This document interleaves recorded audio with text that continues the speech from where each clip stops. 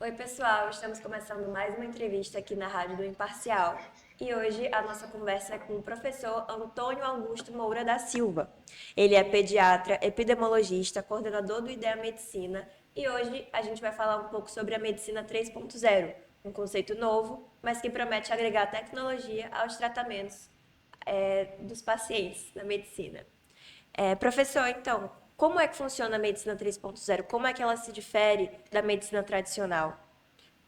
Então, Alice, a medicina 3.0 é um conceito trazido pelo professor Peter Attia, que é um médico americano, que ele trouxe isso no livro dele, Outlive, que a tradução para o português seria Viva Mais e Melhor.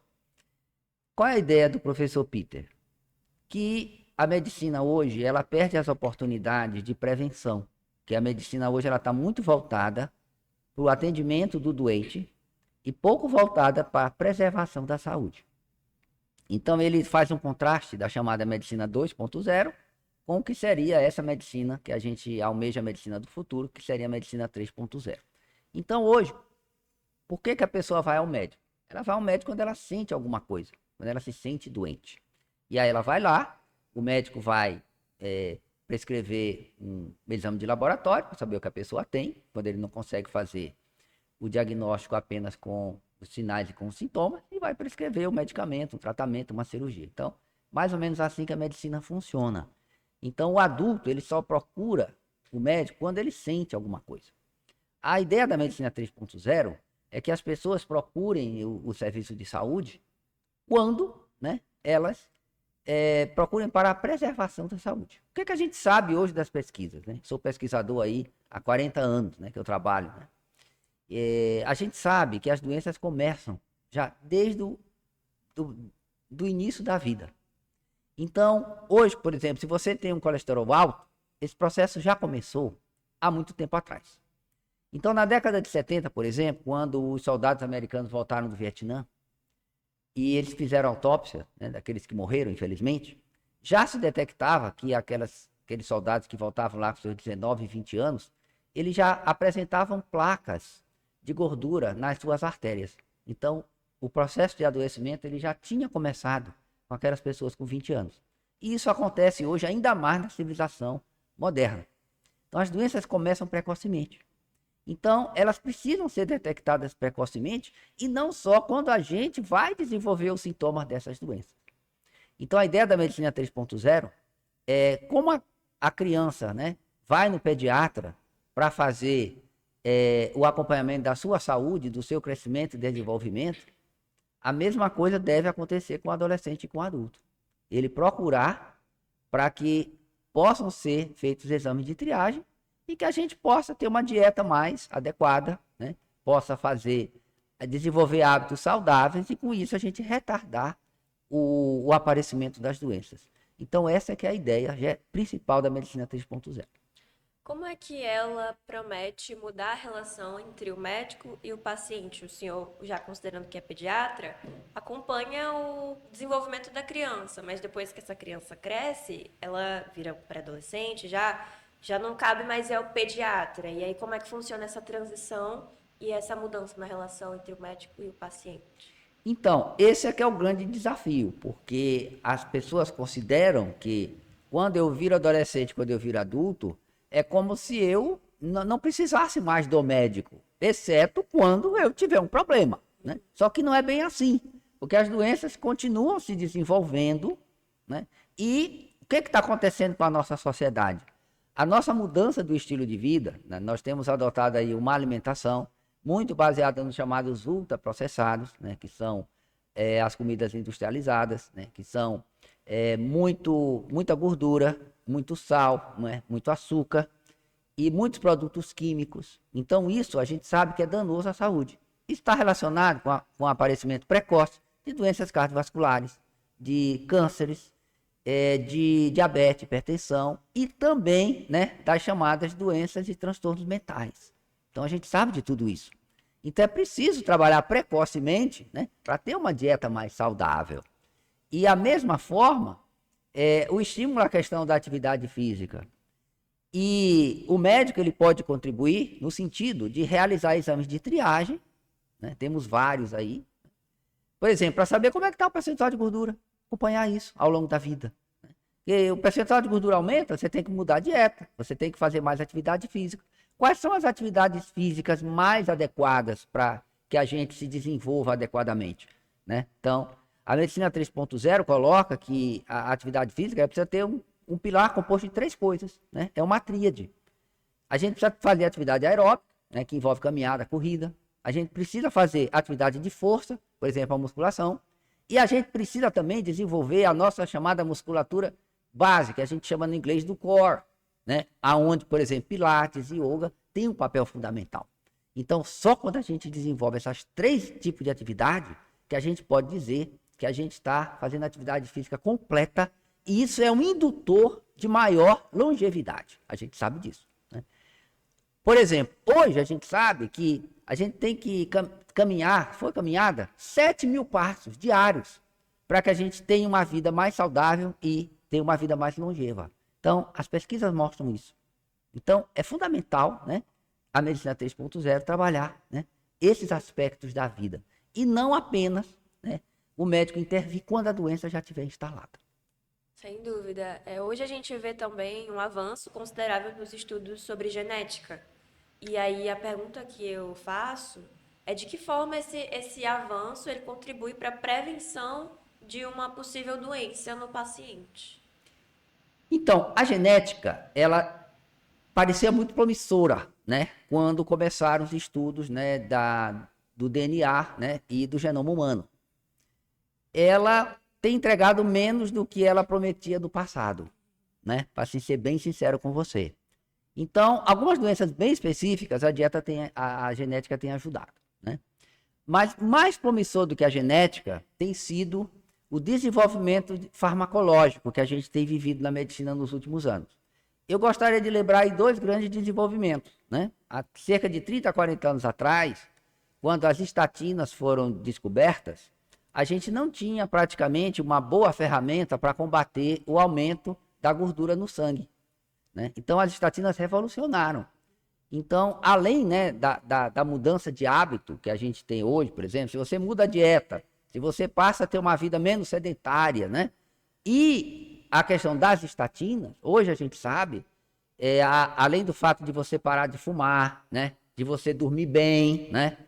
A questão da higiene do sono, que são todas as coisas que a medicina 3.0 busca hoje.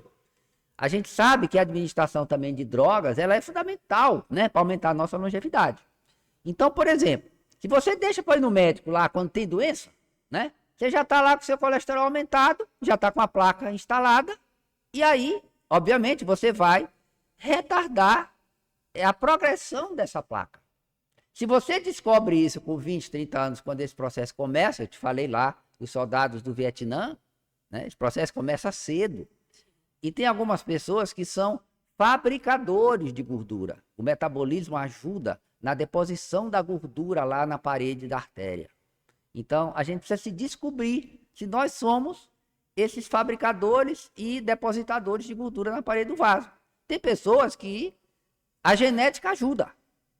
Podem comer muita gordura e não vão quase depositar isso na parede do vaso. Outras vão depositar muito, né? Então, a gente sabe que são traços genéticos aí. Então, a administração precoce dessas drogas, que são as chamadas estatinas, elas vão ajudar na prevenção de doenças. E mais recentemente, né, tá todo mundo acompanhando esse processo, tem um outro grupo farmacológico que se desenvolveu aí nos últimos 5 a 10 anos, que são as chamadas incretinas. Todo mundo já ouviu falar, né? O Ozempic, né? Que é o nome comercial aí, né? E essas drogas, que são, então, as novas drogas para o controle da obesidade e do diabetes, eu digo que elas são tão revolucionárias quanto as estatinas, se não mais. E a gente está vendo hoje drogas que estão chegando à redução de peso aí de 20%. Eu fui de uma época em que a gente praticamente não tinha muita ferramenta para combater a obesidade. A gente tinha muito pouco a fazer. Aí surgiu a cirurgia bariátrica, que é uma tecnologia fantástica, só que ela tem um custo alto e ela tem efeito colateral, ela é arriscada. Sim. E hoje você tem as drogas, né, que também não deixam de ter seus efeitos colaterais, né? A gente ainda tem um tempo de uso delas pequeno para a gente avaliar esses efeitos colaterais a longo prazo, né? Mas parece que eles não são grandes. Mas a gente tem, assim, efeitos fantásticos de drogas aí reduzindo 10, 15, 20% do peso já, e umas drogas que estão no início do seu desenvolvimento. Então, hoje, a medicina tem mais ferramentas farmacológicas, né, que administradas precocemente, né, elas podem, né, alterar, né, esse processo, né, de adoecimento do indivíduo, né. Então, hoje, por exemplo, essas drogas, elas, essas novas drogas do controle da obesidade, elas têm se mostrado eficientes não só no controle da obesidade propriamente dita, mas inclusive, por exemplo, na redução da gordura no fígado, né? Que a gente não tinha muita alternativa até então, e inclusive, né, no controle de transtornos mentais, alguns trabalhos têm mostrado isso, né? E até, né, na melhoria de coisas que a gente não imaginava que tivessem relacionadas, né? Então, hoje é um arsenal, né, que está à disposição, né, da medicina, né, nessa ideia da medicina 3.0. Parêntese que eu acho importante a gente, enfim, se aprofundar um pouco, essa questão do Ozempic, que eu acho que ainda existem muitas desinformações sendo disseminadas. E entre elas, uma suposta facilidade na aquisição ou, enfim, na prescrição. E aí eu queria saber, eu acho que é de interesse do público também, como é que funciona? Precisa desse acompanhamento? Qual é o médico especializado nisso? Como é que é? Então, isso é uma questão muito importante, né? Porque até há pouco tempo essas drogas podiam ser vendidas sem receita médica. Agora está havendo controle, né? Então, hoje você só vai poder comprar essas drogas com receita médica. Então, isso já disciplinou aí o mercado que estava meio, digamos assim, anárquico, né? E a prescrição dessas drogas, né, ela precisa realmente passar por uma avaliação, né, importante, porque o que se sabe, né, em termos aí científicos, é que essas drogas são indicadas, né, para o controle da obesidade, né, e para o diabetes, né. Essas são as indicações atuais para elas. E, obviamente, precisa de uma avaliação médica para que elas sejam prescritas. Por isso é que hoje, né, vai precisar da receita médica. O que a gente sabe, né? Para o controle a longo prazo da obesidade, né, tudo indica que precisa de um tratamento com essas drogas que não pode ser interrompido, né? Então, não adianta eu tomar 3 meses, parar, né? Então, precisa de um acompanhamento a longo prazo, né? E o profissional médico é que é a pessoa adequada para fazer esse acompanhamento, tá? E outra coisa importante, pode ser, né, e parece que vão surgir novas indicações para o uso dessas drogas, né, como eu te apontei aí. Trabalhos bem recentes estão mostrando que essas drogas têm sido capazes aí, por exemplo, de reduzir gordura no fígado, né, que é a chamada esteatose hepática, né? E pode ser que essas indicações aumentem, né, e essas drogas passem a ser recomendadas para outras condições. Mas isso ainda tá ainda no terreno da pesquisa. Entendi. Interessante. Um outro ponto que eu queria voltar é a questão dessa prevenção de doenças, que o senhor citou. Os soldados, por exemplo, aos 19 anos já tinham colesterol. E hoje, o nosso estilo de vida, ele é muito acelerado, as pessoas têm cada vez menos tempo, então a gente está se rendendo a um estilo de vida que consome, como você falou, ultraprocessados, gente que não faz exercício físico, e ao mesmo tempo em que a gente tem um diagnóstico precoce dessas doenças, a gente também acompanha elas surgindo, sendo intensificadas, assim. Então, ao mesmo passo que a gente tem um diagnóstico precoce, a gente também tem fatores que fazem elas surgirem precocemente. Como é que você vê isso? Então, eu só queria lembrar, a gente está vivendo essa semana, né, o impacto da morte da Preta Gil, né, uma pessoa jovem, seus 50 anos, falecendo aí de câncer de intestino. Isso mostra, né, como a sociedade mudou os seus hábitos, né? Então, o consumo de ultraprocessados, né, ele está muito relacionado com o surgimento precoce do câncer de intestino, né? Então, isso aponta, né, para essas mudanças, né, de hábito da sociedade ocidental. que tem favorecido o aparecimento precoce de doenças, né? Não só as doenças cardiovasculares. Então, por exemplo, você tem tido relato cada vez mais de infarto precoce, né? Pessoas jovens, né? Está diminuindo a idade que você tem detectado alterações no colesterol sérico nas pessoas, né? A gordura no sangue. Então, esse é um problema da sociedade moderna, né? O que explica isso, né? A genética que mudou? Não, a genética não muda assim, um período de tempo tão curto. O que está mudando são os nossos hábitos. Nossos hábitos de vida estão mudando, né? E o que está mudando, né? A nossa sociedade ela está gastando menos energia. A gente hoje vive com a locomoção usando carro, né? Basicamente carro, ônibus, enfim, a gente praticamente não anda mais a pé nas cidades, a gente se desloca usando meios mecânicos, né? E a gente consome muito alimento industrializado, né? E rico em gordura, né? Substâncias não saudáveis. Tanto por conta mesmo de que são mais gostosos, né? Muito mais fácil a gente comer uma coisa com gordura e sal, é mais lúdico, é mais gostoso, como também é mais fácil, né? Que a gente encontra o alimento pronto, não dá trabalho a gente preparar, né? E também é mais barato, normalmente, né? Então, esses são problemas, né, que a gente tem aí na sociedade, que estão levando ao aparecimento precoce, especialmente de doenças cardiovasculares e câncer. Paralelamente a isso também, a gente tem visto um aumento dos transtornos mentais na sociedade moderna. Então, a gente tem visto aumento de ansiedade, aumento de depressão, aumento da taxa de suicídio, né, especialmente em jovens. E isso aí a gente está relacionado, né, às vezes, com os mesmos fatores que estão relacionados com as causas das doenças não transmissíveis. Então, por exemplo, por incrível que pareça, o consumo de ultraprocessados, ele também tem sido relacionado com o aumento dos transtornos mentais, por vários mecanismos, tá? Por quê? Então, um dos mecanismos que eu posso citar para você é a questão da chamada microbiota. Então, deixa eu te explicar aqui rapidamente um mecanismo que tem sido estudado. Nós não moramos sozinhos, né? A gente pensa assim, eu não sou eu. Nós somos uma multidão. Então, deixa eu te explicar isso melhor, né? Dentro do nosso intestino, a gente tem um monte de habitantes. Então, tem um livro até que um cara escreveu, né? Que eu não sou eu sou uma multidão. Por quê? Porque eu, professor Antônio Augusto, eu tenho dentro do meu intestino um monte de bactérias que convivem comigo. Estão lá, se alimentando do que eu como, muitas se aproveitando de mim, algumas para o meu bem e outras para o meu mal, me explorando. Então, a gente chama isso da microbiota.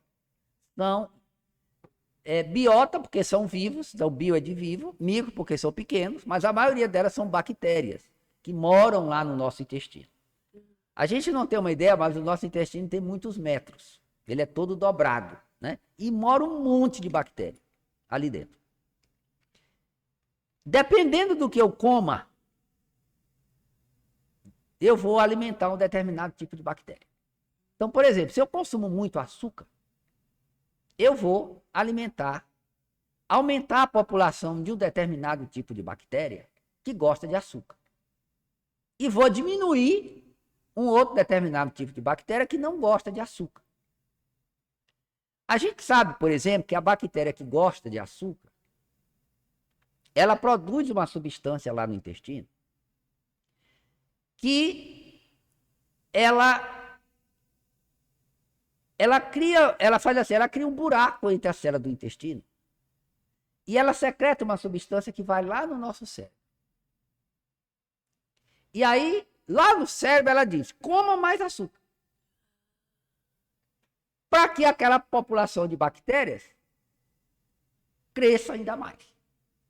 Então, é como se a bactéria nos controlasse o nosso cérebro. Entendeu? Entendi. Inclusive, você pode me corrigir se eu estiver errada, Por exemplo, esse consumo de açúcar, inclusive, influencia o nosso comportamento. As pessoas tendem a ficar mais aceleradas, né? Mais acordadas. Isso procede? Então, o açúcar gera uma série de comportamentos, né? Eu não sou, assim, estudioso dos comportamentos relacionados ao nível de açúcar, mas o que eu posso te dizer é o seguinte: é como se aquela bactéria nos controlasse, de certa forma, né? Via produtos químicos que ela secreta no nosso organismo, né? E ela vai lá no cérebro e controla. Então, então isso mostra como é tão difícil a gente deixar de consumir açúcar. Porque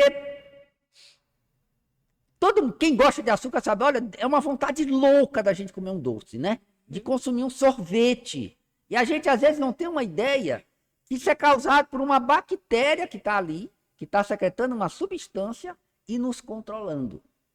Entendeu? Entendi. Aí no momento que você deixa de consumir açúcar, diminui aquela população de bactérias e diminui a vontade de comer açúcar. Então, esses medicamentos de controle da obesidade, como é que eles agem? Eles agem lá no cérebro, diminuindo a fome. E com isso você vai deixar de comer açúcar. E aquela população de bactérias vai diminuir, você vai deixar de comer menos açúcar. Entendeu? É mais ou menos assim que a coisa funciona. Entendi. E aí, seguindo essa série de inovações, eu queria lhe perguntar sobre as tecnologias que a medicina 3.0 utiliza, né? Seja a inteligência artificial, relógios que medem, né, o batimento cardíaco. Quais são esses? Então, hoje a tecnologia, ela está muito desenvolvida, né? Então, esses monitores de pulso, né, que são os smartwatches, eles são muito importantes. Tem uma coisa que a gente às vezes não dá muita bola, que é o nosso sono. A sociedade moderna, ela tem dormido muito pouco. A gente sabe, por exemplo, que o sono, ele está muito relacionado a transtornos mentais. E é impressionante como, especialmente os jovens, eles têm dormido muito pouco. E eles estão, assim, viciados nas redes sociais. Então, o brasileiro, por exemplo, ele tem passado, em média, 6 a 8 horas por dia fazendo scrolling, né? De tela. E dormindo menos. Esse sono reduzido está relacionado com ansiedade, com depressão. Então, veja, está tudo relacionado. Então, você tem monitores hoje, por exemplo, que te permitem medir o teu tempo de sono e te ajudar a dormir melhor. Então, a tecnologia pode realmente nos ajudar em relação a isso. Inclusive, isso é muito interessante, você associou os transtornos mentais, porque a palavra do ano de 2024 foi o brain rot, né, o apodrecimento do cérebro, por causa do consumo excessivo de redes sociais, enfim, conteúdos muito hiperestimulantes. E aí, como é que o senhor vê isso e qual a projeção para agora? Porque eu estudo muito essa questão do comportamento, né? E eu vi que esse ano de 2025 as pessoas estão buscando mais atividades offline, então ao ar livre, enfim, hobbies diversos, a gente vê até uma ascensão maior dos esportes. Existe essa preocupação maior? Dá para perceber, vocês médicos estão vendo que está acontecendo essa mudança? Então, eu acho que nós estamos vivendo um momento em que a sociedade está percebendo que o consumo excessivo de rede social, ele possivelmente ele está sendo deletério para a saúde das pessoas. Eu estou dizendo ainda possivelmente, porque nós estamos ainda com muito poucos estudos que podem realmente inferir causalidade em relação a isso. A gente tem muitos estudos de correlação, de associação. Agora, inferir causalidade, assim, olha, a rede social está causando depressão, ainda temos muito poucos estudos apontando nesse sentido. Então, alguma cautela temos que ir aí, né? Mas, o que a gente tem visto, né? A gente fala dessa questão do apodrecimento cerebral. Nós temos alguns indicadores preocupantes na sociedade moderna. Tem um teste PISA, que é um teste internacional feito com estudantes no mundo todo. E pela primeira vez no mundo desenvolvido, não estou falando do Brasil, as notas do PISA têm caído ano após ano. E uma das coisas que mudou na sociedade moderna é o consumo de rede social, excessivo. Será que é isso que está fazendo o PISA cair? Essas notas do PISA cair? O PISA é um teste que todo aluno, né, termina o ensino médio faz para ver as habilidades dele, né? E realmente é preocupante, porque isso não aconteceu, nunca aconteceu, desde que o PISA é realizado. Então, está todo mundo muito preocupado. A Austrália, por exemplo, proibiu rede social se não me engano, até os 14 anos. Então, está tendo um movimento mundial aí de preocupação real com isso. Todo mundo achava um tempo atrás que a internet, as redes sociais, iam melhorar as coisas para todo mundo. Pode ser que isso não esteja acontecendo.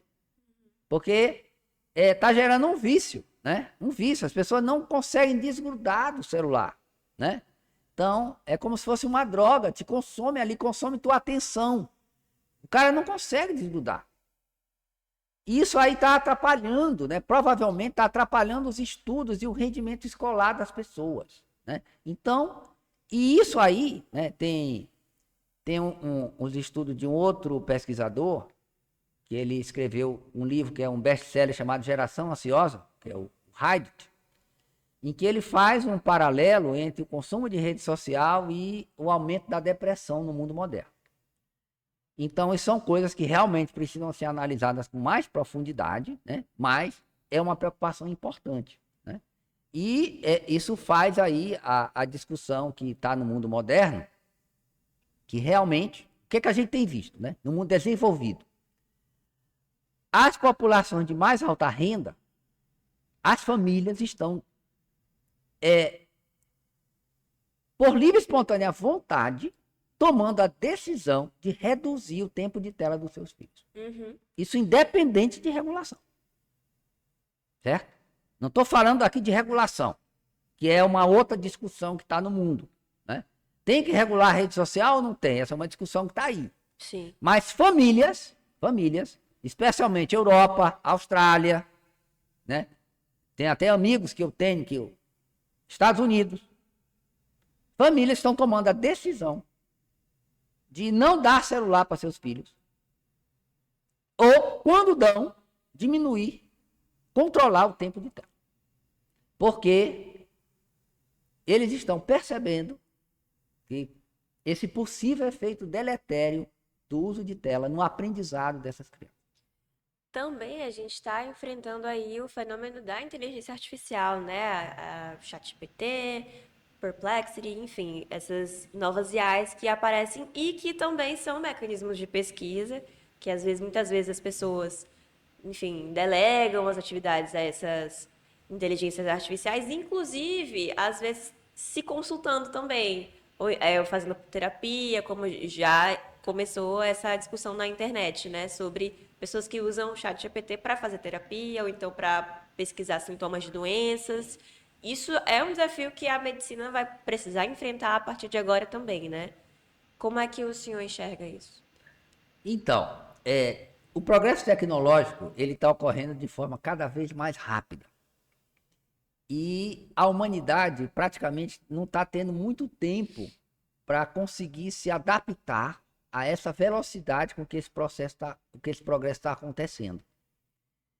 Eu já vi isso no passado, só que agora essa velocidade está cada vez mais avassaladora.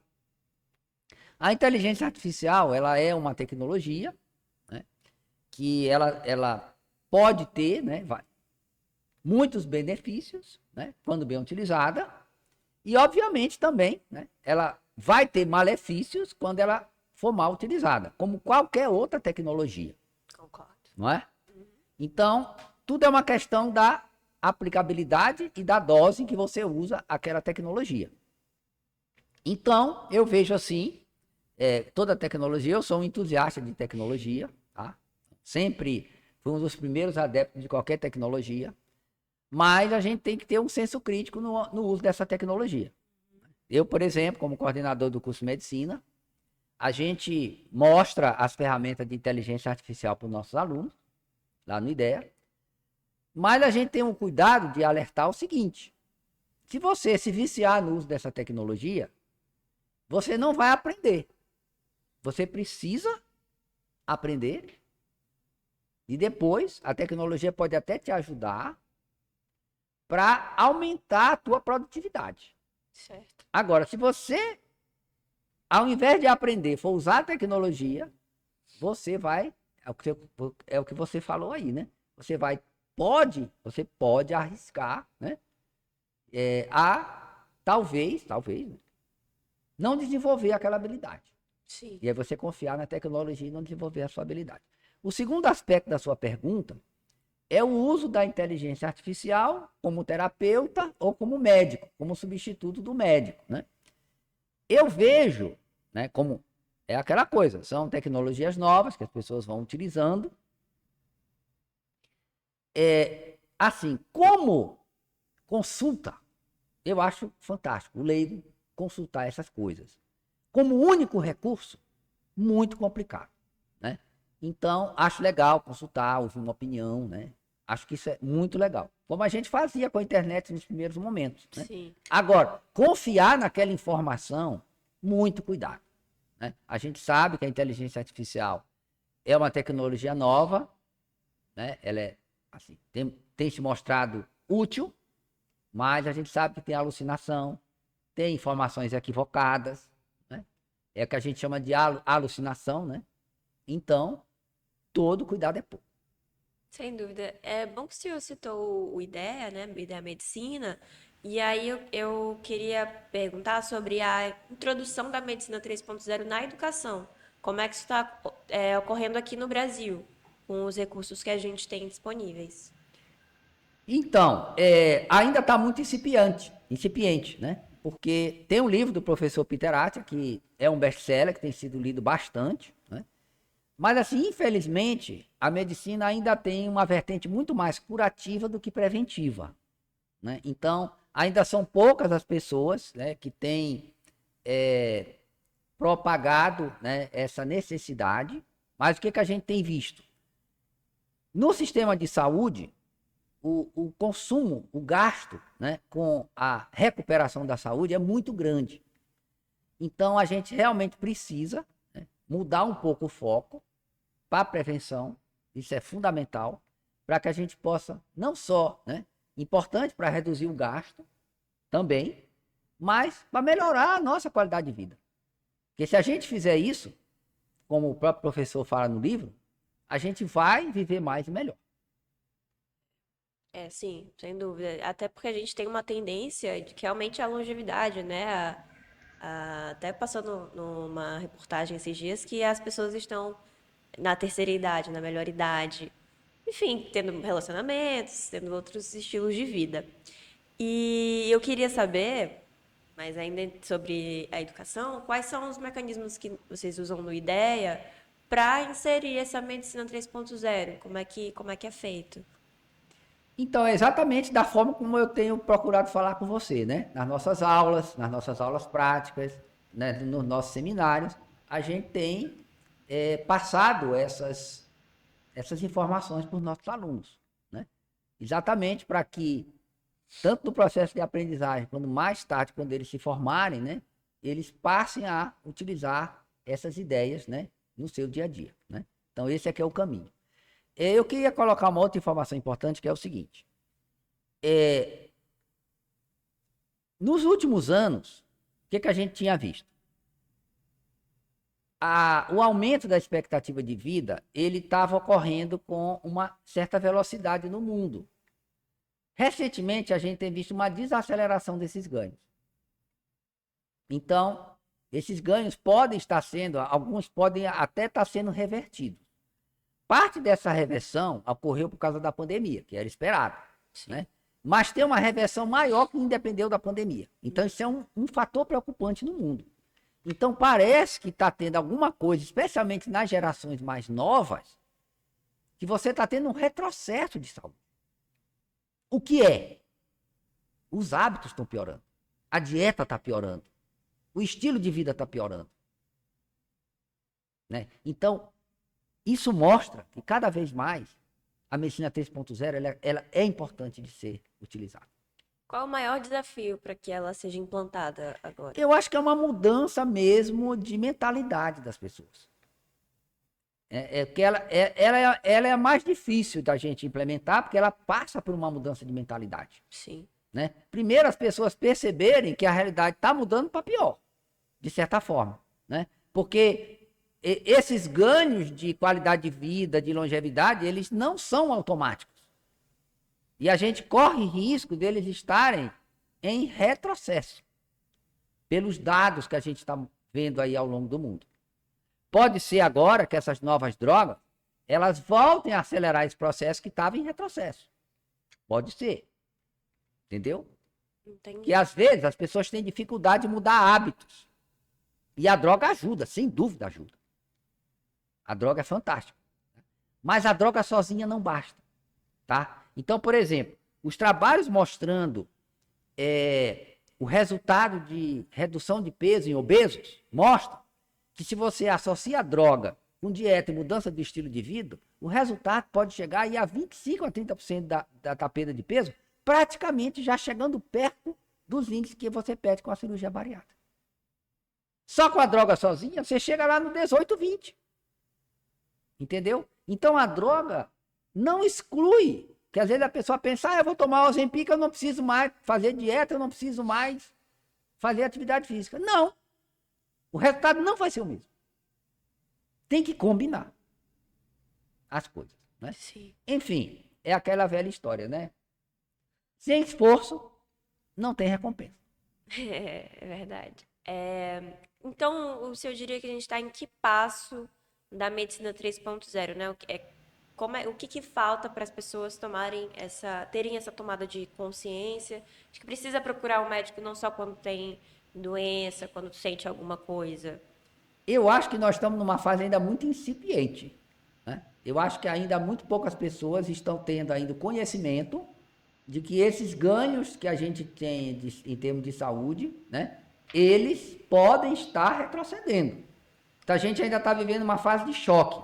Então quando a gente vê, por exemplo, Preta Gil falecendo com 50 anos, a gente toma um choque. Sim. Que não é uma coisa esperada. Porque, é uma exceção. Não, não é. Está acontecendo muito mais do que deveria.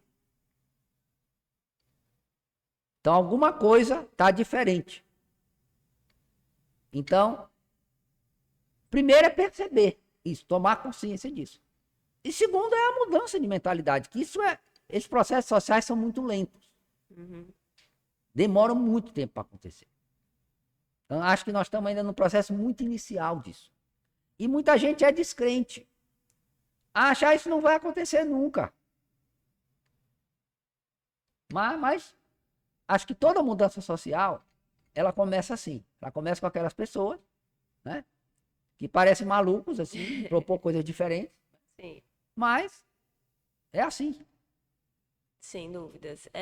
Inclusive, existe algum projeto, assim, de uma maneira geral, de campanhas de conscientização, ou então, enfim, projetos que cheguem até a população, das camadas mais altas até as mais baixas, para promover essa conscientização? Então, esse podcast aqui já é um exemplo dessa campanha. Boa. Entendeu?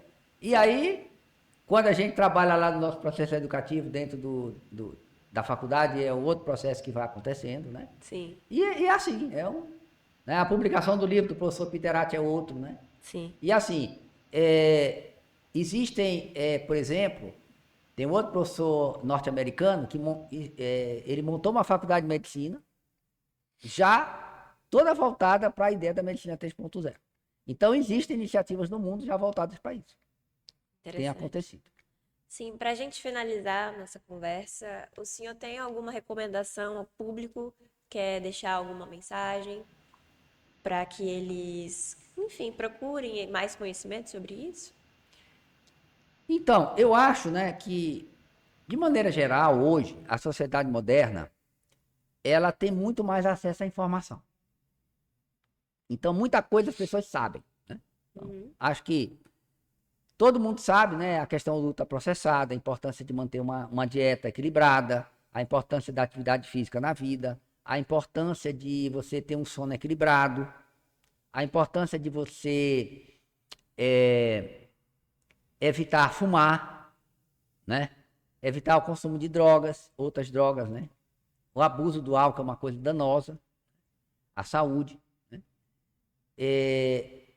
A consulta regular ao médico, né? Que aí a medicina 3.0 entra, para você poder saber se você tem colesterol alto já desde os 20 anos, que tem gente que já tem colesterol desde os 20, precisa tomar remédio desde os 20, né? Se tem risco de diabetes precoce. Então, assim, qual é o recado que eu daria? Dê uma olhada das doenças na sua família. Aí a gente volta na questão da genética. Tá? Então, seus pais, seus avós, eles têm diabetes, hipertensão, eles têm colesterol alto. Você tem 20 anos hoje. Se seus familiares têm, você já pode estar tendo alterações. E você já tem que começar a pensar na medicina 3.0. E aí, como é que funciona? Eu vou buscar check-up, procuro um médico, clínico. Eu não gosto do check-up, né? Porque o check-up é aquela coisa indiscriminada, né? Aham. Check-up é eu fazer exame para tudo. Não. Aí eu vou ter que procurar um profissional, né? E aí ele vai ver quais são as áreas que eu preciso fazer uma triagem específica. São buscas específicas. Então, por exemplo, eu tenho na família um familiar com hipertensão. Aí eu vou ter que ter uma busca específica para a questão da hipertensão. E assim por diante. Tá? Eu tenho uma história familiar muito ruim para um determinado tipo de câncer. Então eu vou voltar ao meu direcionamento para aquela triagem específica, entendeu? Entendi. Então o check-up, é aquela coisa geral. Não, não é aquela coisa geral. Tá? Mas assim, o alerta as doenças não começam quando a gente sente, quando a gente fica doente. Elas começam bem antes. Né? E a gente tem que se cuidar para identificar elas antes. Quanto mais cedo a gente identifica, né, os chamados, a doença antes dela se instalar, mais chance a gente tem de viver mais e melhor. Essa é que é a lição principal da medicina 3.0. Entendi. Muito obrigada, viu, professor, pelo seu tempo, por essa troca de conhecimento que eu acho que vai agregar muito nesse estudo, né, e no público de um modo geral. Então, aqui, mais uma vez, o meu agradecimento. E é isso, galera. Esse foi nossa entrevista de hoje. Espero que vocês tenham gostado. E até a próxima. Obrigado.